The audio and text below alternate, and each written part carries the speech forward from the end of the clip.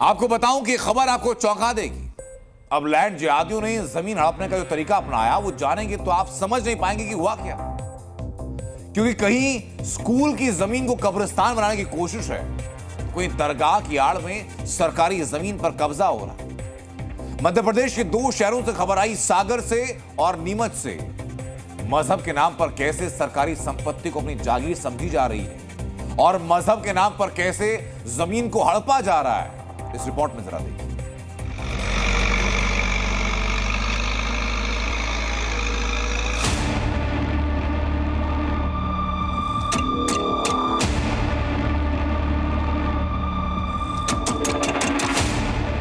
Land जिहाद का ऐसा खेल कि पैरों तले जमीन खिसक जाएगी।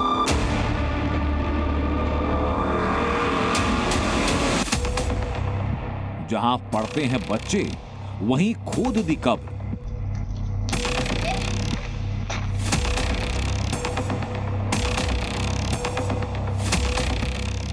शिक्षा के मंदिर में दफनाया जा रहा था मुर्दा।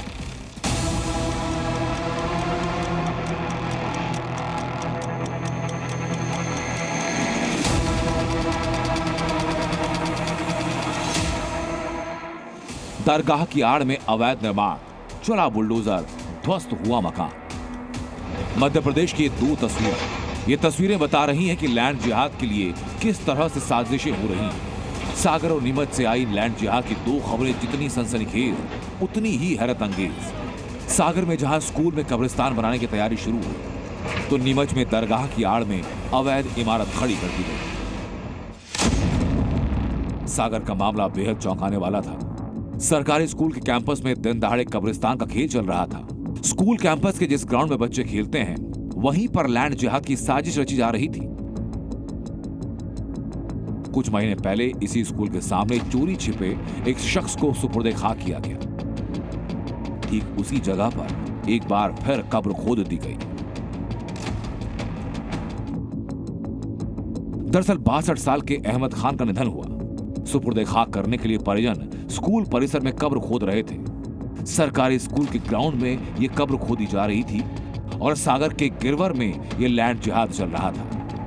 कब्र खुद चुकी थी, अब बस सुपुर्दे खाक किया जाना था। इस्लामिक रीति रिवाजों के साथ मुर्दे को दफनाया ही जा रहा था कि तभी किसी ने देख लिया और पुलिस प्रशासन को खबर की कि स्कूल में कब्रिस्तान बनाने की तैयारी है। खबर पूरे इलाके में पहुंची, वहां भीड़ इकट्ठा हुई। पुलिस प्रशासन का अमला मौके पर पहुंचा और बिगड़ते माहौल को देखते हुए अधिकारियों ने कब्र खोद रहे लोगों को रोका। हालांकि मृतक का परिवार वहीं कब्र खोदने पर अड़ा था। बमुश्किल मामले को शांत कराया गया और सुपुर्दे खाक की प्रक्रिया रुकवाई गई।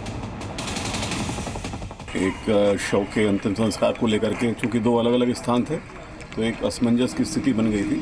ग्रामवासियों के आपसी सहयोग से और स्थानीय निकाय से समन्वय करके स्थिति को सुलझा लिया गया है शांति। तो आपने सुना कैसे लैंड जिहाद के लिए साजिशें हावी हो रही हैं। स्कूल कैंपस में पहले एक मुर्दा दफनाया गया और अब दोबारा वहीं पर कब्र खोदी गई। अगर किसी को भनक नहीं लगती तो धीरे धीरे ये सरकारी स्कूल कब्रिस्तान में तब्दील हो जाता। अब मध्य प्रदेश के नीमच की खबर, यहाँ भी चोरी छिपे लैंड जिहाद का खेल चल रहा था। पहले सरकारी जमीन पर अतिक्रमण हुआ, फिर दरगाह के नाम पर 2 मंजिला इमारत खड़ी हुई और धीरे धीरे दरगाह के पास अवैध मकान बने और लोग बसते चले गए। दरगाह के नाम पर तेजी से फैल रहे अतिक्रमण पर प्रशासनिक अमले ने पीला पंजा चलवाया और सरकारी जमीन को अतिक्रमणकारियों से मुक्त करवाया। दरअसल नीमच में नगर पालिका की 90 करोड़ रुपए की जमीन पर कुछ लोगों ने कब्जा किया, पक्के मकान बनवाकर रहने लगे। बाकी बची जमीन पर खेती थी। नगर पालिका और प्रशासन की ओर से कई बार नोटिस जारी किया गया, पर उसके बावजूद कब्जा नहीं हटा, जिसके बाद आखिरकार प्रशासन ने बुलडोजर चलाया और मकानों को मिट्टी में मिलाया। नगर पालिका की भूमि है, बगीचा नंबर 12 कहा जाता है और लगभग 12 बीघा क्षेत्र है जिसमें 5-6 मकान बने हुए थे और बाकी क्षेत्र में खेती की जा रही थी। तो जो यहाँ शहर का एक स्टेडियम निर्माणाधीन है, उसके लिए अतिक्रमण हटाया गया। नीमच शहर के बीचों बीच जिस जमीन पर दरगाह की आड़ में अवैध कब्जा किया गया, उस पर बनना तो स्टेडियम था, लेकिन मजहब के नाम पर जबरन जमीन हड़पने की कोशिश की गई और अब आए दिन देश के अलग अलग हिस्सों से लैंड जिहाद के मामले आ रहे हैं, जिन पर शिकंजा कसना बहुत जरूरी है।